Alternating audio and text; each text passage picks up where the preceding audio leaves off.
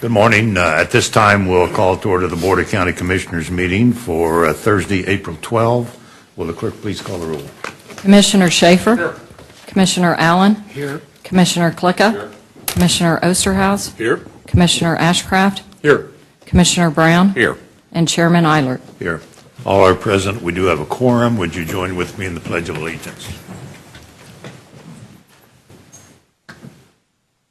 I pledge allegiance to the flag of the United States of America and to the republic for which it stands, one nation, under God, indivisible, with liberty and justice for all.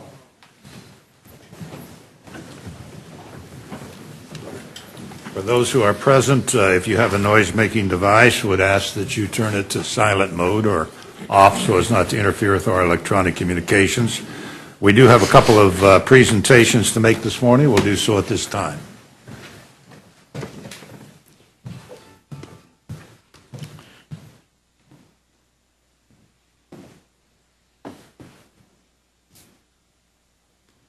Is Chris McMullen here yet this morning? Okay. Is there anyone else from his office, from the DA's office? Okay, why don't you come up? We do have a proclamation recognizing National Crime Victims Week.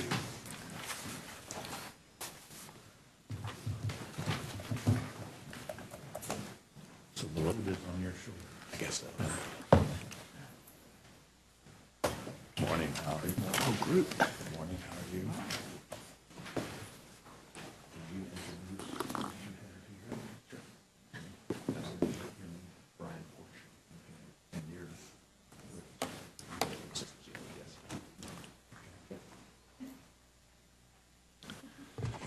Well, one of the important services that are provided by the District Attorney's Office and his staff is working with crime victims.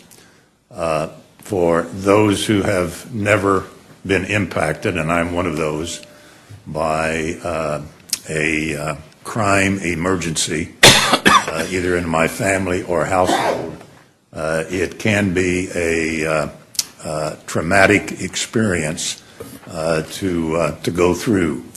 And in that effort to alleviate and assist crime victims, the District Attorney's Office has a crime victims unit which works with those individuals in guiding them through the process and providing support.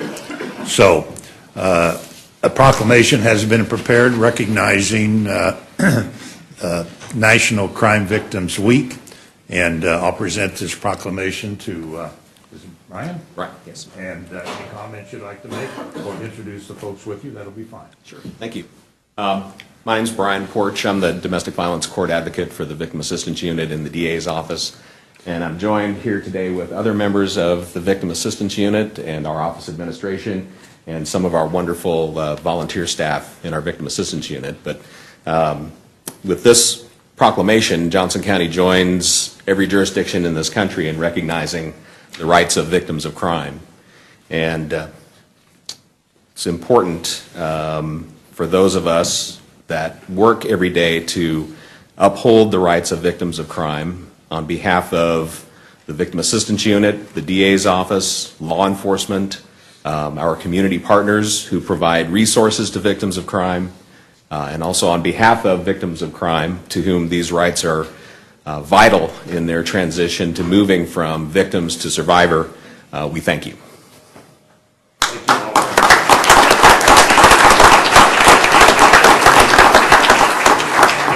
Together, we'll take a photo.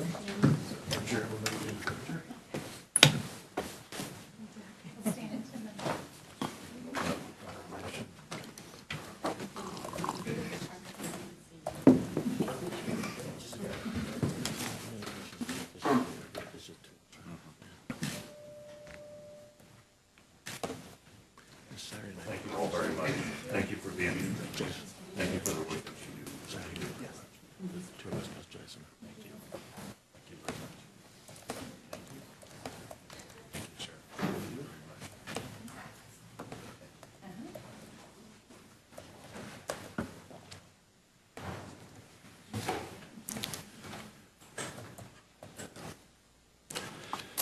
And next, I'm going to ask Brady Hodge to join me at the podium. Brady is a volunteer coordinator for Human Services, and I prepared a proclamation this morning recognizing National Volunteer Week from the week of April 15. And Brady, I think you have quite a few people with you here. I do. Why don't we have all the volunteers stand who are here this morning? All right. Thank you very much.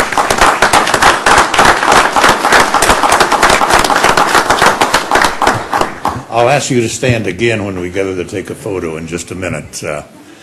I think those of us on the dais are certainly aware of the impact that our volunteers have on many different agencies and activities supporting Johnson County government activities.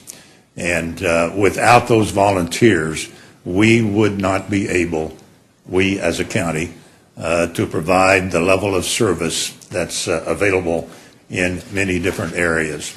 So in recognition of National Volunteer Week and in recognition of your efforts, thank you very much.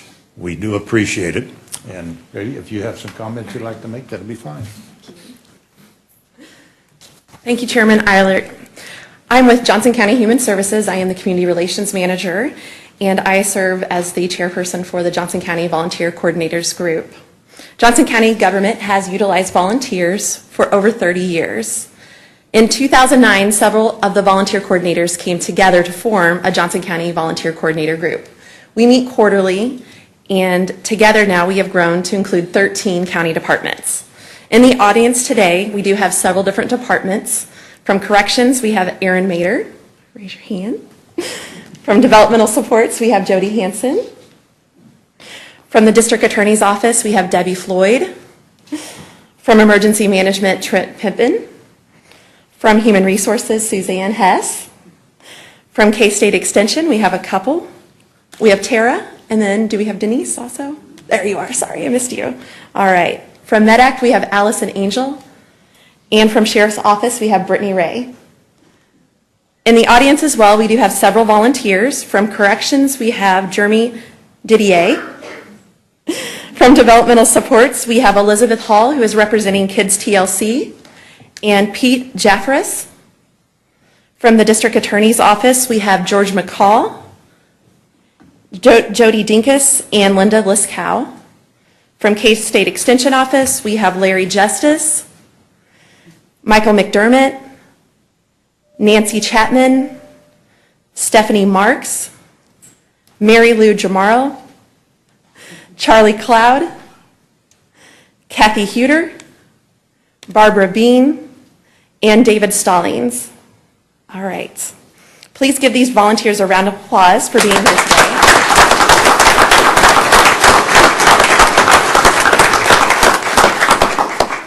It's the most we've ever had, so I'm very impressed that we have a lot of people here today. In 2017, over 4,200 residents gave their time, talent, and services to make our county a better place for all. 203,000 hours were donated to the 13 county departments. The economic value of their time is valued at nearly $5 million. Albert Einstein once said, "Not everything that counts can be counted, and not everything that everything that can counted counts." Sorry, I butchered that. Let me try that again. Not everything that counts can be counted, and not everything that can be counted counts. Such a true statement that can definitely be related to the work of our county volunteers.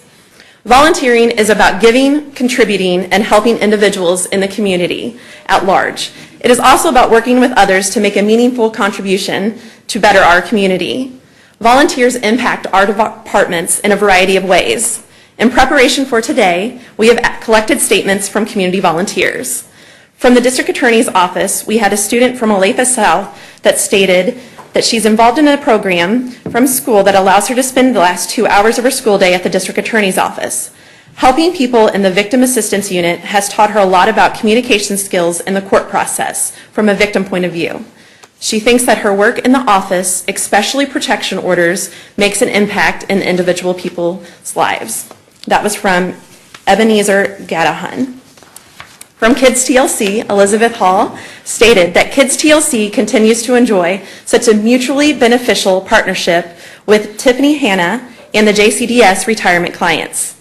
These relationships give our young residents the opportunity to give service as well as receive it, learn to better appreciate differences with patience and understanding, and give back to their community.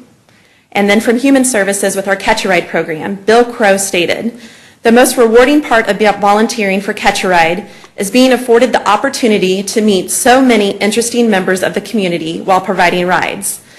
I recognize that there are many clients that have led fruitful and interesting lives, but the key lesson as a volunteer driver is you receive more than you give by providing these needed rides. While each and every rider always sincerely expresses their gratitude, it is equally gratifying to volunteers to be of service. As you can see, volunteers have a vast impact on the health and well-being of our community. We'd like to thank the board for recognizing the work of our volunteers, and we look forward to celebrating National Volunteer Week. At this time, we do have a couple volunteers that have prepared quick statements. First, I would like to introduce Jeremy Didier, a volunteer for the Department of Corrections. Following Jeremy's comments, we will hear from Larry Justice, a volunteer from the K-State Extension Office. Thank you. Thank you. So I'm Jeremy Didier, and I'm a volunteer mentor with the Mentor to Excel program.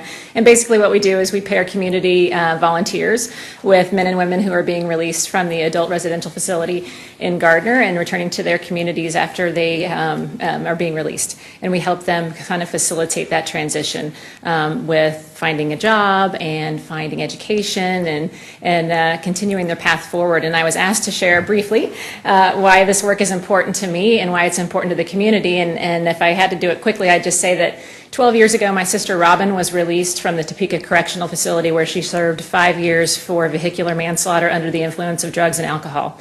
And when she was released from the community, she returned to our home in Wichita. And we have a pretty strong support network there. And even with all the supports, it was a struggle for her to find a job. And thankfully, she was able to get a job with Panera Bread and return to school and finish her degree at Wichita State and go on to get a great job with Cargill in Wichita in their IT community. But that was not the story for many of the people that she was in jail with. And for lots of them, knowing someone in the community or having someone who was able to say, hey, this is a great path, or I know so-and-so over at this place, let me make a phone call and see if we can help out. That's what made the difference in those people's trajectories in life and can make a huge difference between them staying out of the system and going back into the system. And so that's why it's important to me, and that's why I think this program is really important to the community. So thank you for asking me to talk. Well, thank you very much.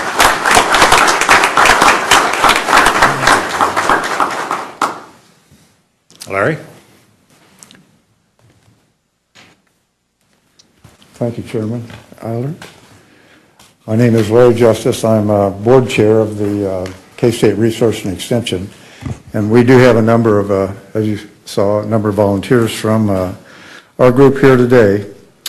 And I'd like to say that all Johnston County volunteers are special. Their work is critical to the community, to our community's well-being. But Johnston County Extension volunteers are unique. They are selected from a number of qualified applicants. Most volunteers must undergo, on the average, 30 hours of basic training instructed by university and industry experts. Then they are required to serve a minimum number of hours during their first year of training to become certified.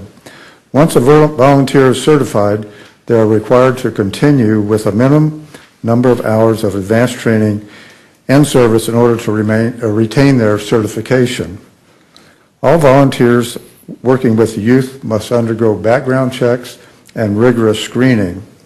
Extension volunteers provide free tax preparation, gardening expertise, natural resource support, 4-H youth development, and health and nutrition education to the citizens of Johnston County.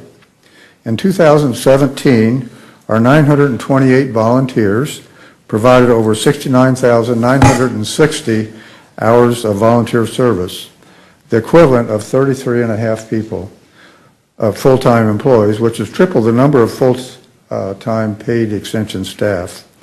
The dollar value of this volunteer service to Johnston County was $1,688,834.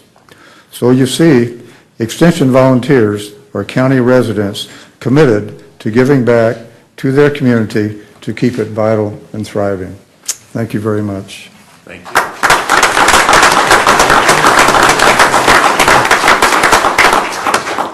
Well, as you can see, the impact of our volunteers on various activities in our community is significant. There is a dollar value assigned to those volunteer efforts, but I think even beyond that, it's the ability to connect with other members of our community and provide those important services that do make such a difference in people's lives. So thank you very much. Now, we will have a photo event, and I'm going to ask you all to come up here between the dais and the table. We'll kind of gather, and the commissioners can also stand up and get in the photo.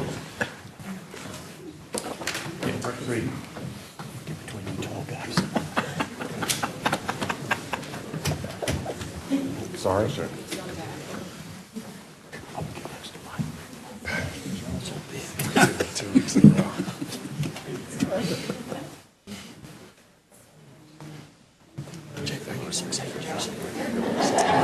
What? Yes, 6'7". My grandma, 6'7". yeah.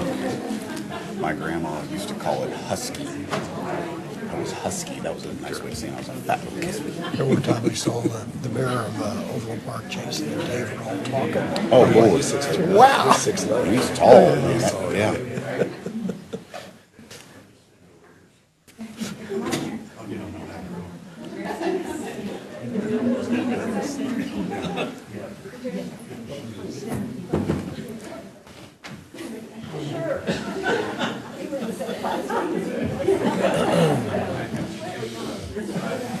They squeezed together pretty good. Yeah, they tightened that right up. They like each other.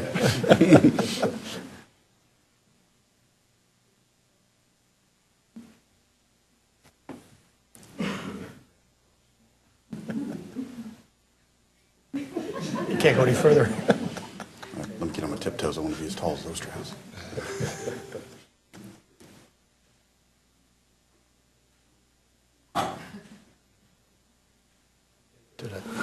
Thank you, Larry. Larry, good seeing you. Thank you. Good job, by the way. Comment. Mike.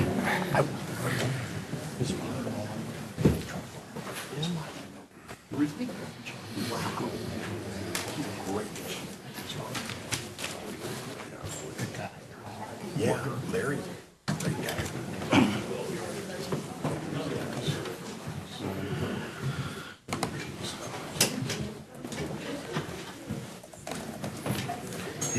Mike, his wife's baby, you may know. Well, thanks to all who joined in this special recognition of our volunteers and our crime victims workers. Both areas of volunteering and work are so important. We'll turn now to the public comment portion of our agenda. If there's anyone present who would like to address the commission on an item which does not later appear on the agenda, would invite you to the podium. State your name and address. Limit your comments to 5 minutes. We'll be glad to receive that information. Mr. Raby. Good morning, Tom Raby, 17513 West 113th Street in Olathe. There's parts of the county that I rarely venture into, have no reason to go to Roland Park, for instance, or minimal reason to go to Aubrey Township, and some of the others just happen to be on the way to and from places. I even go through DeSoto occasionally. But I could probably, given a little time, recite all 20 municipalities in Johnson County, and I would challenge 90% of the residents. They can't do that. But anyway, we were in Overland Park 2 or 3 weeks ago, and we went to the other place on 80th Street and had their special lunch. And you can't park there either. Everything's under construction. Buildings are popping up like mushrooms again, which is a good sign for Johnson County, so it's good for our economy. And to wit, I saw a little blurb on the TV this morning. I had the sound off, so I don't know exactly what they said, but they showed Tomahawk Creek plant and the director of wastewater, and I hope it was a positive slant. I didn't hear the narrative. But anyway, get out and about in the county. I go through Lenexa. I live within a stone's throw of Lenexa, and I go into Lenexa 3 mornings a week and drive over to Oak Park Mall and walk in the mall. And there's a lot of people that come to the mall and walk, and they come from pretty much many corners of the county. So people need to get out and see what the heck is going on out there. Yesterday was a kind of an anniversary, and it's called Submarine Day for the U.S. Navy. Because in about 1910, I think, the Navy bought its first truly submersible vessel from a fellow named Holland. And since then, there have been a lot of them. 2 days ago was the anniversary of the sinking of the USS Thresher, a submarine of unique capabilities, but it still sank. Just brings to mind that nothing is 100% intact or safe all times. But the main thing I wanted to say was that next Monday, I believe, is the deadline for your taxes for 2017 and for your first set of estimated payments for 2018, those of you who make estimated payments. And Big Brother is watching you closely. But finally, if you travel this year, get yourself, if I can dig it out of here, one of these things. And I think I bought mine at the AAA shop in Overland Park, but your passport and credit cards will go in here. Leave your wallet at home if you travel outside the country. You don't need it. And you don't have to leave this hanging out, look like a forgetful old person. You can put it back in.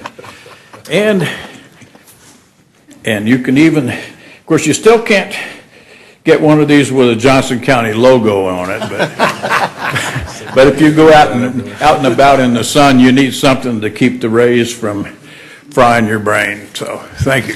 All right. Thank you, Tom. Hey, Tom, real quickly, after getting pickpocketed in Paris one time, I do travel with that now, so I learned the hard way. Is there someone else? All right, that concludes the public comment portion of our agenda. Just a couple of things. Tom reminded us that we do have a groundbreaking this afternoon at 1:30 p.m. For the Tomahawk Creek wastewater plant decommissioning and rebuilding.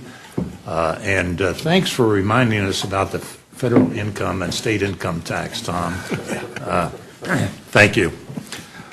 That concludes our public comment portion. I do have 2 or 3 notes for the record. I will be signing the following: an agreement with the City of Shawnee for construction of a stormwater management project known as Turkey Creek Tributary from east of Barton Street to west of Flint Street, Neiman Road Corridor North. Also, an agreement with the City of Prairie Village and Leawood for the public improvement of Mission Road from 84th Street to 95th Street.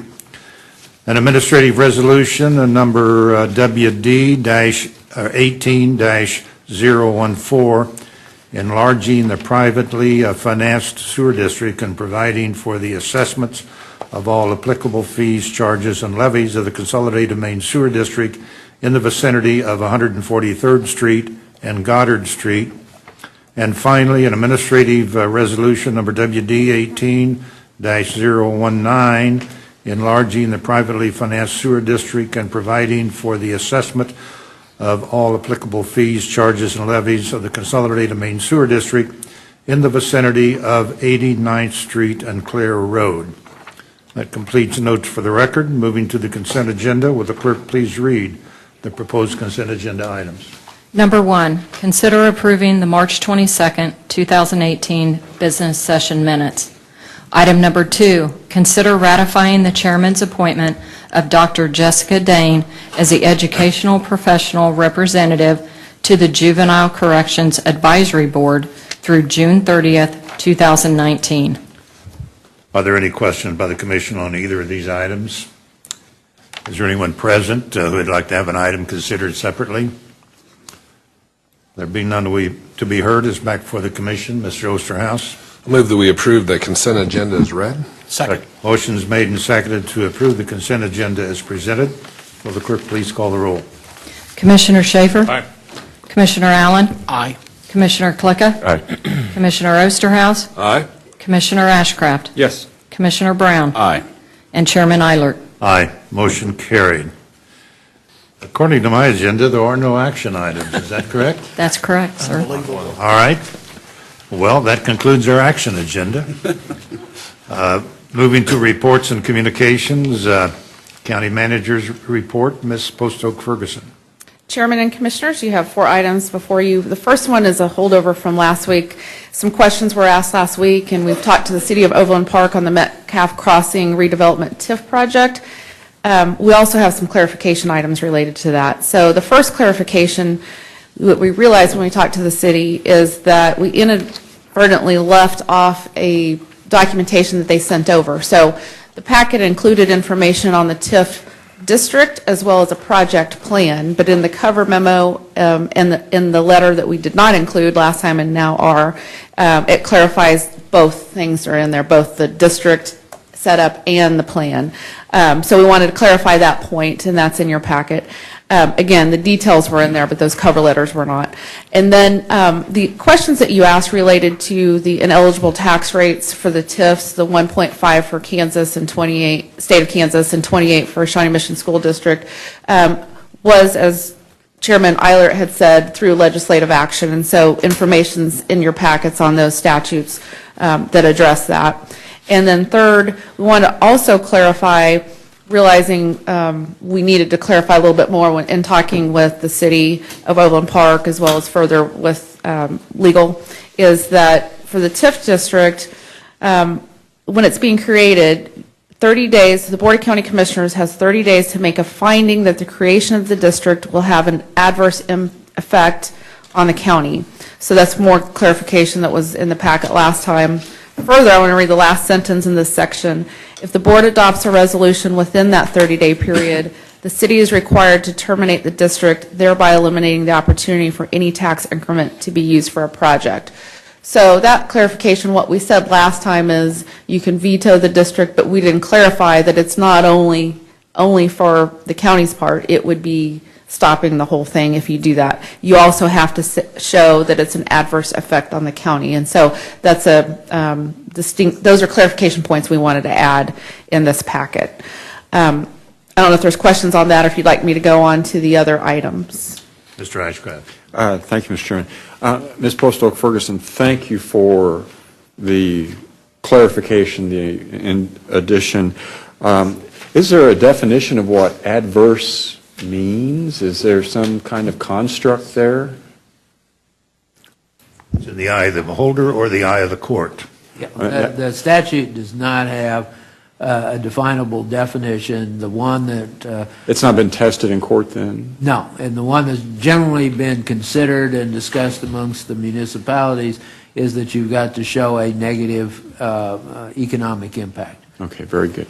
I was going to add, I also understand that there's legislation going through the Missouri legislature to limit TIFs in Missouri to 1/2 of the available mill rates. So that may be something that we may want to talk about and consider for our legislature, because it does have an impact on our revenues when those TIFs do go forward. So I offer that as an observation, Mr. Chairman, and maybe future discussion. Okay, any other questions? All right, continue, please. Okay, I also do want to thank Christy Stallings of the City of Overland Park and her team, and Justin and Chris in our office. They spent some time just clarifying and making sure we had a better understanding of where our governing bodies are with us. So special thanks on those items. Next, I'd like Maury to highlight the Intergovernmental Policy Academy and highlighting Commissioner Osterhaus and our Corrections Director on an initiative. Thank you. Good morning. I'd just like to take this opportunity to bring to your attention another acknowledgement of our national leadership in the field of criminal justice.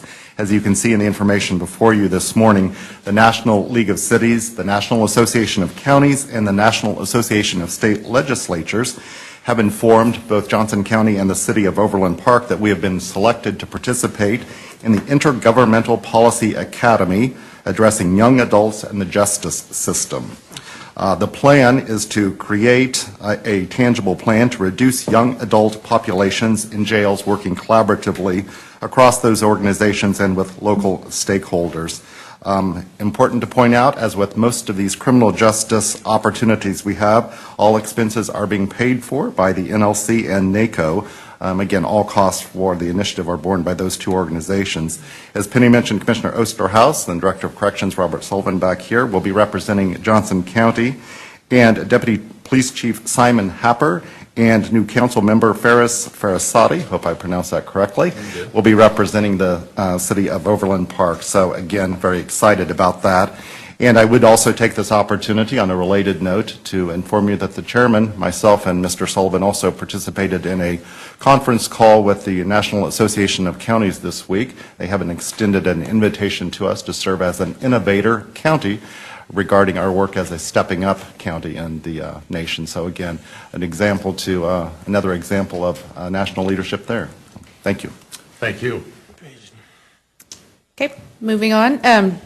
City of Lenexa, they did sent notice for a public hearing to consider adoption of a project plan in the I-35 and 95th Street redevelopment TIF district. It is TIF project plan number 5 to be held Tuesday, May 15th, 2018 at 7 p.m. And on the plan, the board may comment on the project plan at the hearing, but no further action. That's the same with the previous item when we talked about the City of Overland Park. We talked about the district, but on the plan piece of that one, same that you can make a comment. The last item I'll have Joe cover on the courthouse Poplar Street vacation. Commissioners, this is an item that is scheduled to be held, a public hearing to be held at the City of Olathe on May the 14th related to the vacation of Poplar Street between Kansas and Cherry. That one block section there, you'll recall from the development plans that we reviewed a couple of weeks ago related to the courthouse. That's a street that would otherwise separate the courthouse from the new parking to the north. And you'll recall our design fully incorporates, utilizes that space that the street takes up today. So we need that street vacated. The city is supportive, and this is fairly perfunctory but important for us, so wanted to point it out to you.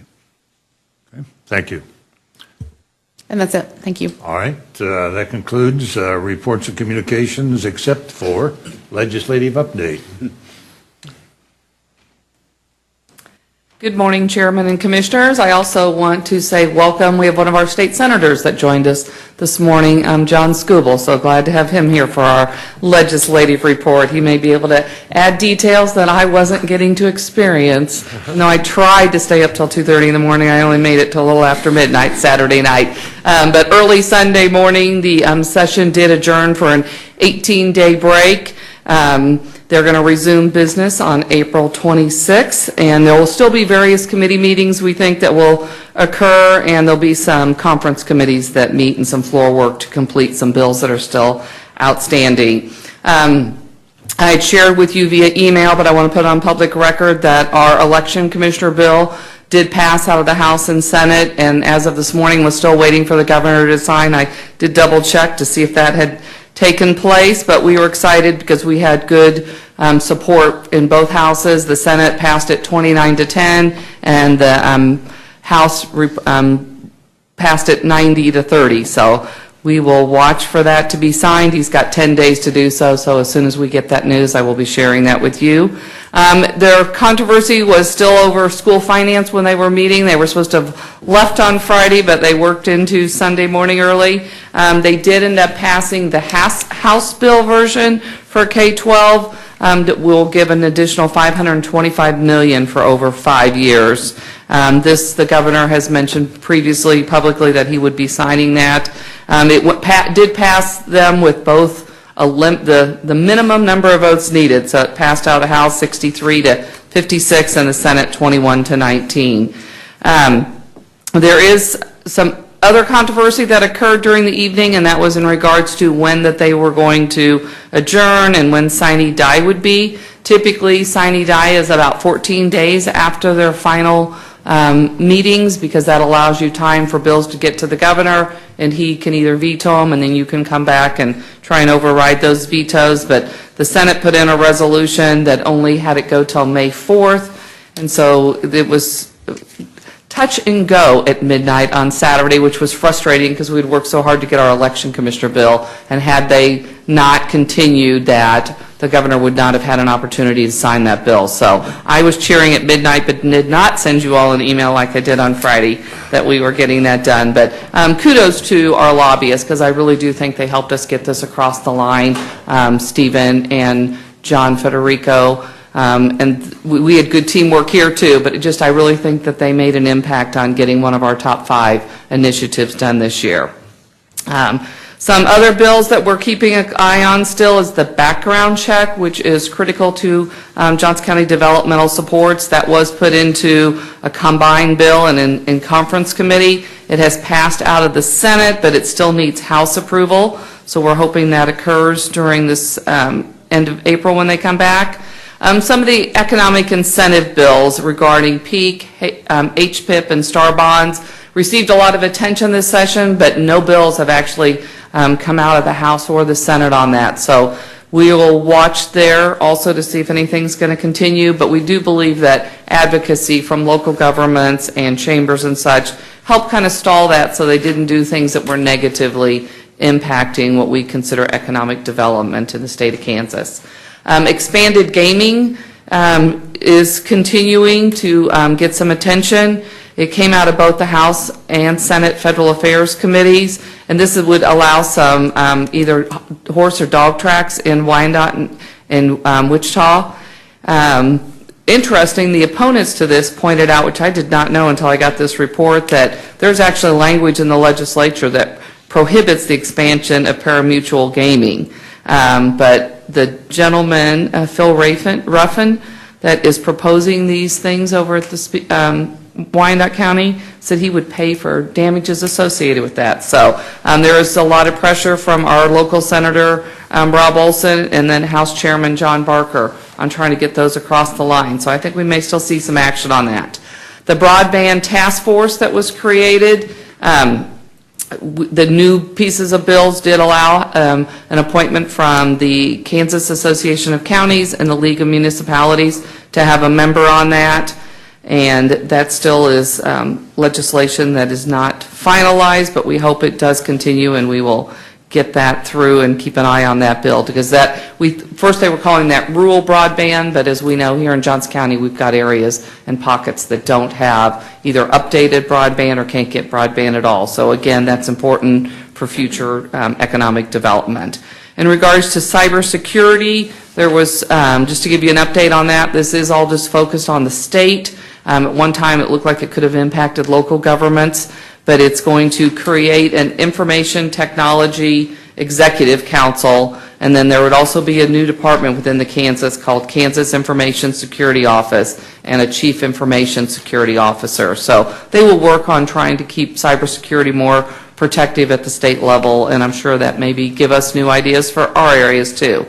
Also in regards to online sales tax, both the House and Senate tax committees have passed bills, but they don't have a similar bill, and it's not in a conference committee, but I think there may still be some action to keep an eye on that, because they're hoping that if the Supreme Court makes a ruling here in April, that would be an opportunity for Kansas to have a more positive, easier way to collect sales tax that are due. This is not a new tax. This is an easier way to collect it.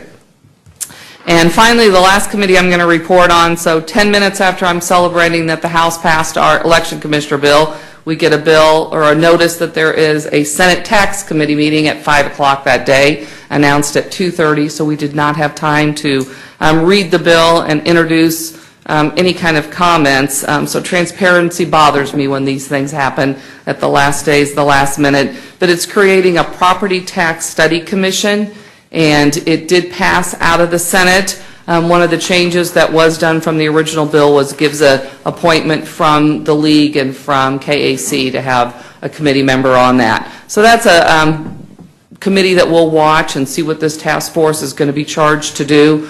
But there's a lot of people that want to review what's going on statewide for those. But we also need to make sure we've got local eyes on it too to understand how that impacts us. And I think some of it will probably be in relation to some of the dark store theory and things that we've been talking about with our elected officials. But as that moves forward, and I'll be in touch too with, if that bill gets out of the Senate and over to the House at all, we'll be in touch with KAC and the League to see who they're going to be appointing as their conferees on that committee. So I am open for questions if you have any. Questions? Mr. Ostrowski. Ms. Green, question on the expanded gaming bill. Yes. Does that include JOCO, or is that just Wyandotte and Sedgwick, Wichita?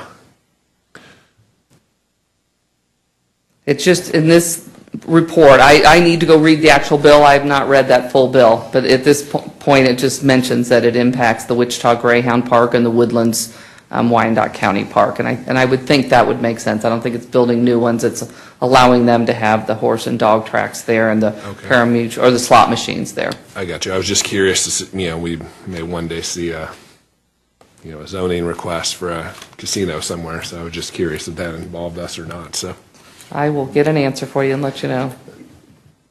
Any other questions? All right, thank you. Senator, thank you for being here. Is there any insights you would like to offer? We'd be glad to receive those if you would like.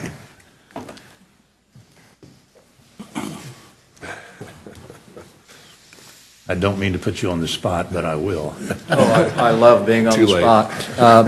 And I don't get an opportunity to talk very often with 40 people in the Senate, but thank you. It's good to see a functioning government. I like your agenda and just for the record, Senator, would you state your name and position? Sorry. John Skubal, S-K-U-B-A-L, and it's 6503 West 134th Terrace, Overland Park, 66209. I would like for you to keep track of Senate Bill 285, which is a transportation bill, which will be very, very important to Johnson County. I know that there will be a number of positions. We still haven't gotten this bill through conference yet, but I think the Senate position is that we would like to have more of the actual contractors working with the committee to where we've got a better idea whether we can do things or whether we can't do things. And the House would like to have this more legislatively led, but I would like for you to watch that and to make certain that if we can get this thing going this summer, that when we have consuls in this area, that you have representatives there that can state your concerns. What I would like to see, and I don't know if this is going to be a reality or not, 10-year transportation plans seem to lose all of their steam in the last couple of years because too many faces change at the legislature. So I would like to see a 5-year plan with another 5-year look and going into the future. But it's something that's going to be very, very important to our communities, and so I would like for you to keep track of that. But I would stand for questions, but I think the smart person's already sat down. Well, Senator, thank you very much, and I know you've been involved in this transportation issues and developing the Transportation Task Force. I think it's obvious, and I'm sure you would agree that however this task force is formed with the transportation highway issues that that we need to address here in Johnson County, that there's some representation from our county or cities or legislatively on that task force. So thank you very much for your good work. Thank you. All right, that concludes our reports and communications. We'll turn to commission comments. Mr. Schaefer. Thank you. Thank you, Mr. Chair. It's been a busy past week for myself and a number of other commissioners and staff members. I'll go through them very quickly. Last Friday evening, Maury and I had a chance to, and our wives had a chance to attend the Art of 9/11, sponsored by Mid-America Regional Council, better otherwise known as the Telecommunication Appreciation Celebration. This is their 35th year. These are the people who answer your phone when you have an emergency. Also honors the people who, the technical people who put it all together to make it work for us. So it's a very good event, maybe 400, 500 people maybe. Nice dinner. Thank you to Mark, Mid-America Regional Council, for sponsoring that, and thank you all for all your help in keeping us safe out there. Saturday evening, Maury and his wife, Jason, his wife, and Janine and myself attended Denim and Dazzle at the Johnson County Community College, celebrating Johnson County's own evergreen community. Walter White, a former Chiefs Super Bowl player and winner, and Anthony Davis, a former Chief, but also a Seattle Super Bowl a winner as well. They both had their rings on. They shared them with us both, so that was a nice event. Tuesday lunch, Chairman Ed and his wife and Janine and I were at the Growing Futures 10th Annual Bright Futures Luncheon. This helps our needy families and kids in our community. A great event, and this is our 10th annual one. Thank you for participating. Thank you all for all the contributions that we all gave to support that facility.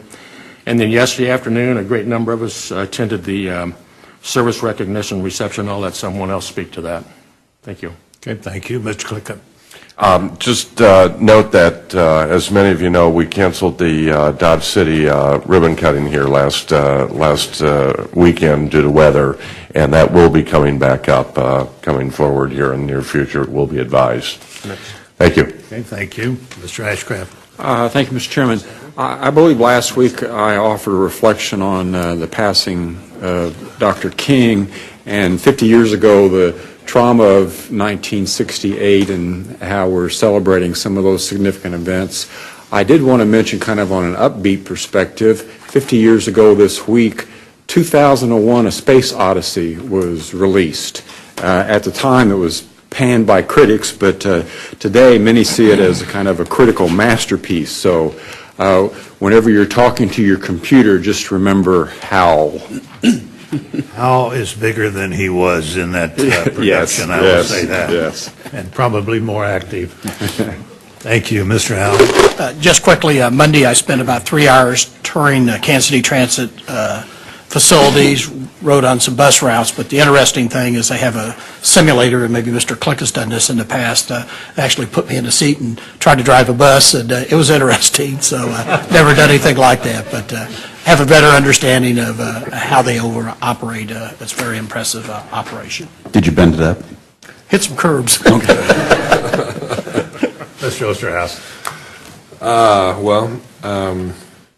want to echo Commissioner Schaefer's comments about Denim and Dazzle. I believe they had a record number of dollars raised. They've exceeded their last year's total, so that was a really great, nice turnout, really packed. Of course, our county employee recognition was yesterday, and was always amazing to me to see people who've put in so many years of service for this county and for its residents, and very awesome opportunity. And Penny and staff did a great job of presenting. Joe as our MC, nice job. Yesterday was Holocaust Remembrance Day, and I had the opportunity at our local library, at the Central Resource Library, to attend the remembrance of 6 million. And it was very interesting. It was Joyce Hess, is the daughter of a survivor named Sonia, but not to be confused with Big Sonia, who's gotten a lot of press recently. But She talked about her mother's experience and basically gave the presentation that her mother gave about her experience in she was moved to various concentration camps, but there were some people there that wondered, well, is it important to hear from the survivors or the children of the survivors? And her answer was, that many of the survivors are dying and there's not many left. So it's important. And I had found an article in the New York Times where 66% of millennials had no idea what Auschwitz was. And we're now 70 plus years away from World War II and these atrocities. And so just finding the time and the effort to go and listen to this, it was a very powerful, and I hope that we never forget, especially people that might be a little bit younger like myself. So thank you. Okay, thank you, Mr. Brown.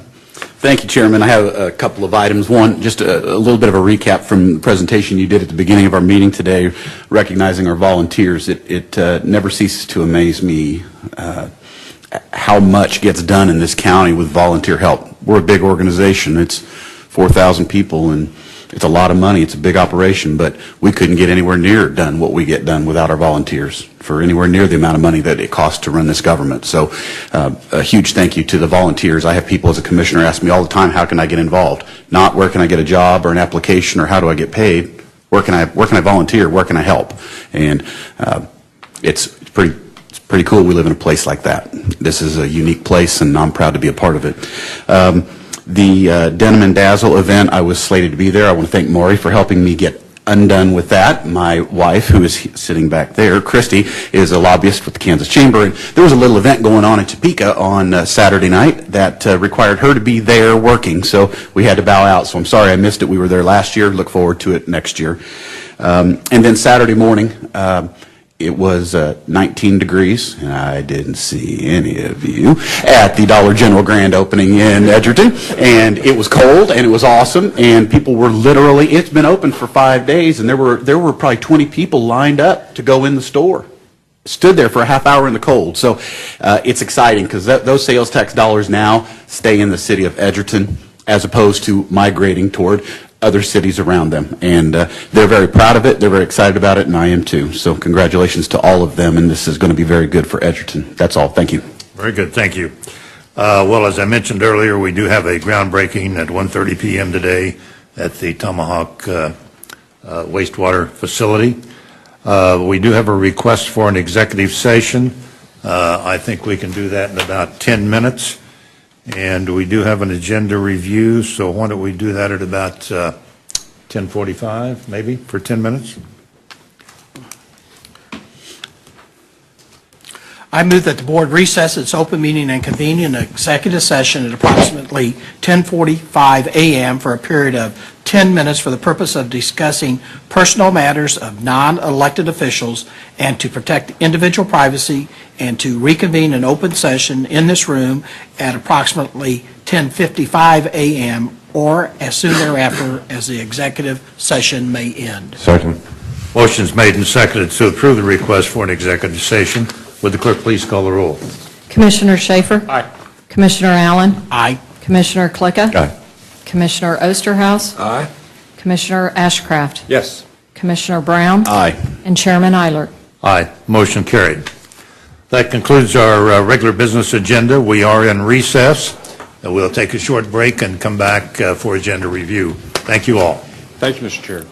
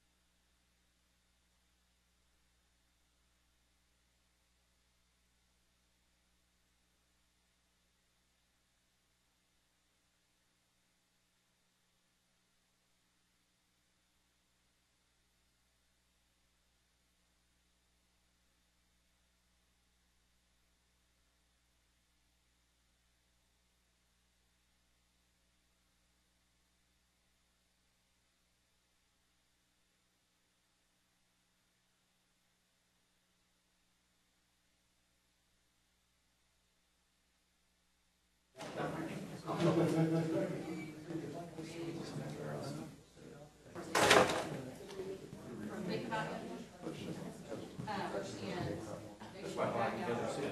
was the revised. Yes. That would be something. I'm hoping before that. Wait, what do you have 2 to 4? No, I'm 1:30. Yes, so it's an hour. 1:30 to 3:30. Oh, that's a. Well, I'll probably try, even if that's after I'm back here.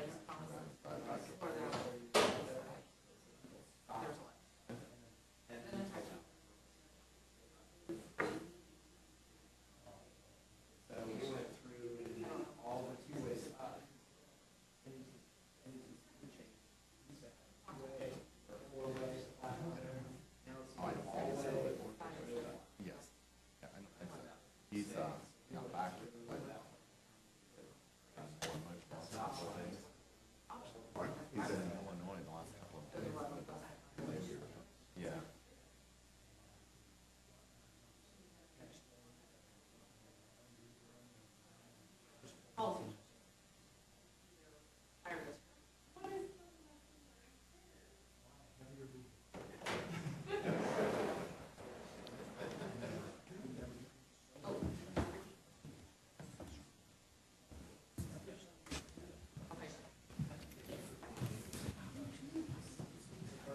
Following the 10-minute executive session at 10:55 a.m., we reconvened in open session.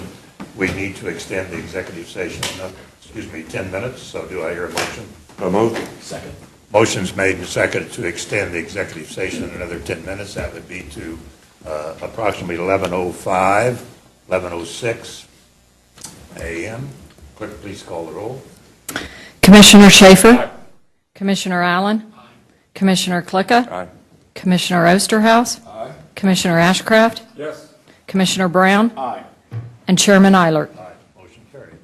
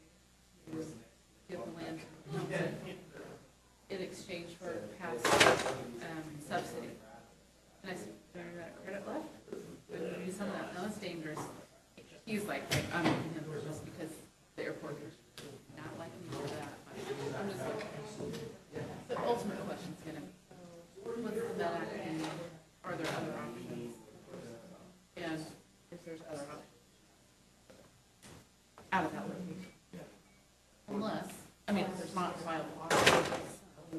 That's the part of our due diligence. Nope.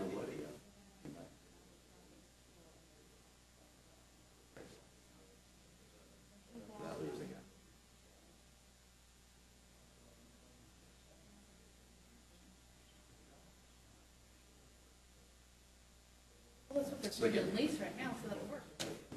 It's less. Yeah. Oh, it's Yes. 43. That That's a way is to more get credit doable. for the I like it. assets. I like it. Now the kicker becomes, All of a sudden, the board has Yes. planning. yes, which also could be spread over a much longer period of time, It's better than 70. potentially, and come almost to minimus. $1 billion budget. That's an option. I'll go. That's better, that's decent. Ask Cindy the other one, Well. you'll get an earful from her too. Yep, just a little bit. This is Penny.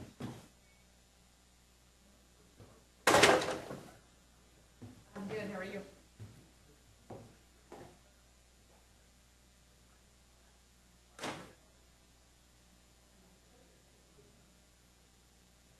Oh, no.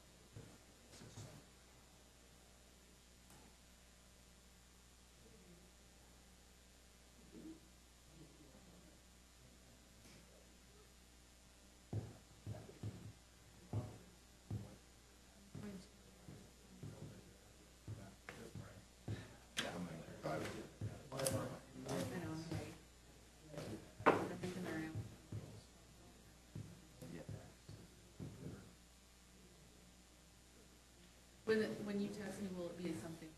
Yes. Sure.